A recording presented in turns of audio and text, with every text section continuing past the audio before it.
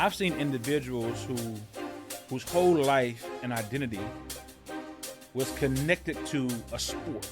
Using this as an example, their whole life, their whole identity was connected to their ability to kick that ball into a net, their ability to shoot the ball into a net, or the ability to run a ball down the field.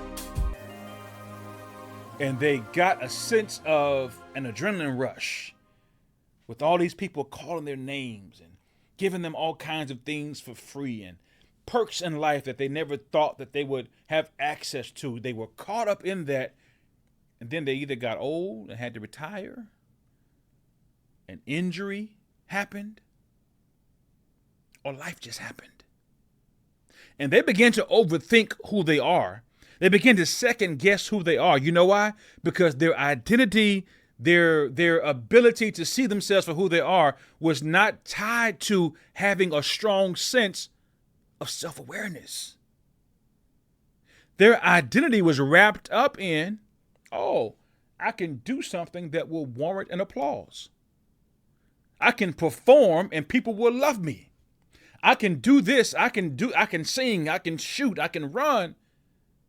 And that generates a certain amount of respect from people. And then you realize when you no longer have that, the respect dissipates, the cheers wane, and the applauses no longer come the way that they used to come. So then you overthink.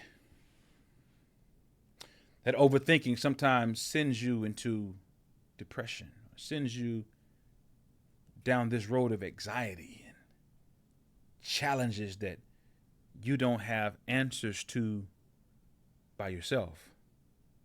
But here's some benefits of you getting to a place, and I won't stop saying this. In fact, if you're at a place now where your thoughts and your overthinking is spiraling out of control, I would encourage you to seek some therapy and get some help. No. I am serious about, because I've been a guy for the better part of my life, especially in the Black community. We kind of don't have this healthy idea about therapy and counseling because we don't want people in our business. I remember one time something happened in our neighborhood growing up that should have been blasted on the news. Everybody should have known about it, but we were scared because some of the adults in the neighborhood said, oh, nah, that's our family business. Keep that on the block. Don't let nobody know about what went down. You know why? Because, hey, if somebody knows what went down, we got to get support. We've got to get help. We'll have to get counseling. We're going to have to send these kids been traumatized, but we like to sweep it under the rug. So if you're having some challenges with your thoughts about yourself, if you're having challenges with thoughts about who you are and your purpose in life, and even darker thoughts than that, get some help. I implore you. You cannot, and we were not built. This is what I love about community in life. This is what I love about partnership in life. We weren't built to run this thing by ourselves. There are people that I think that God placed in your path to help you move forward. But if you're struggling with overthinking as a general rule, and you struggle with not living in the moment because you're so inundated with the next moment. You ever seen somebody who can't enjoy this moment? It's almost like my 3-year-old boy. I mean, we can be wrapping up at the park. And he's like, Daddy, where are we going? I'm like, enjoy the park, boy. We just had fun on the monkey bars, going down the slide. Enjoy. He's so busy worrying about the next moment that he can't enjoy the curb bomb. We eating ice cream. Well, what we gonna have for dinner, Daddy? Enjoy the ice cream. Live in this moment. But you overthink. But here's some benefits of getting to a place where you no longer overthink and you enjoy life and the moments that it brings your way. Number one, enhanced mental health. And I'll read this note because I put it here and I don't want to miss anything I put down. Living in the moment can help reduce stress, anxiety, and depression by breaking the cycle of negative thought patterns. It helps individuals focus on the here and the now, alleviating concerns about past or future events. You ever wonder why we don't have the whole map to life? It's almost like you often wonder why can't I know what's going to happen in 5 years? Why can't I know what's going to happen next year? Why can't I know what's going to happen in 6 months? Why can't I have these other powers, right, to kind of see into the future? I have an idea about it. I have an idea as to why we don't have access to that. And one idea I have about that is because we like to control everything. And oftentimes, don't miss this, our control spins us out of control. You try to control and navigate in every step. You try to keep such a tight rope on everything that's moving forward because you want everything to turn out right, that you miss out on lessons and growth that could develop in your life, that could be had in your life if everything don't go right. In other words, I've learned more, let me use this as an analogy, I've learned more in the desert than I have in the city. I've learned more when things were not loud, things were not going well. I've learned more things when I didn't have money than when I did have money. In other words, life has a way of teaching you some stuff when you don't have everything you think you need, and you realize that, hey, I can get through this thing just with me and God. But oftentimes in life, the way that we can stop overthinking, enjoy life's moments, some of the benefits surrounding that is enhanced mental health. Number 2, improved focus and productivity. Yeah, here's some benefits of not overthinking. Because what happens is when you overthink, you're so focused on the next moment that you don't give your best in this moment. So one of the benefits of not overthinking, trying to control the future, is to make sure you're present in the present.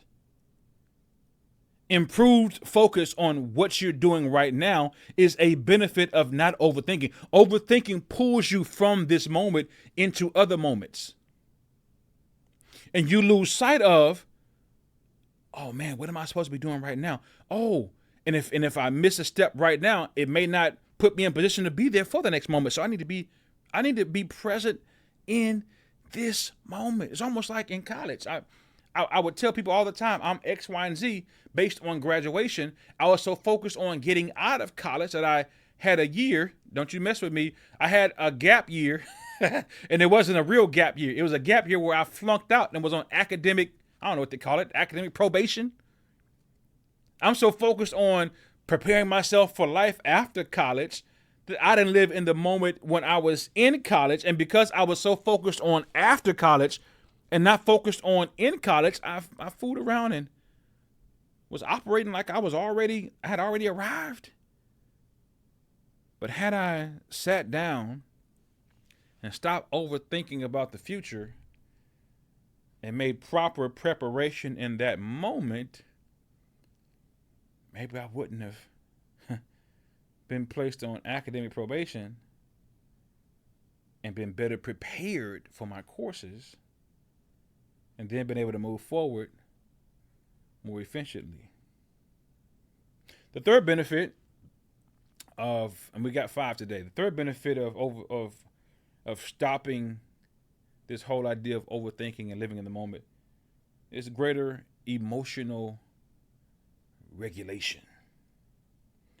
Yeah, when we live in the moment and when we stop overthinking about the future, oftentimes we're better able to manage our emotions today.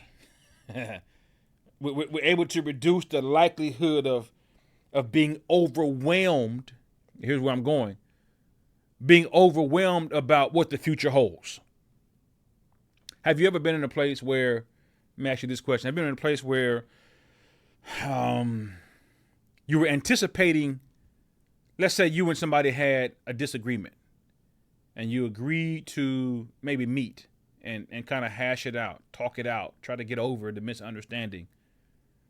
And you so anticipated the moment, you worked yourself up to think that something negative was going to happen. And when the moment came, nothing that you were worried about even happened. Have you ever been there before? Remember one time I hope my dad ain't listening. One time I had lied to my daddy, right? And I thought that, man, all of the world around me was going to crumble. Yeah, I thought it was going to be a knockdown, drag out, corporal punishment kind of situation.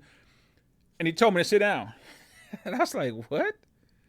He said, oh, man, you know what you did. I just want to talk to you. Now, keep in mind, this is way different from my daddy. And if you from the South, you already know, growing up in the 80s and 90s, what life was like if you lied to a parent. But I was like, I couldn't focus on my work that day at school. I was constantly out of breath. I just worked myself up where I could not manage my emotions because I was anticipating something happening that didn't even happen. And my pops was like, have a seat, man. Let's talk. Why'd you do what you did?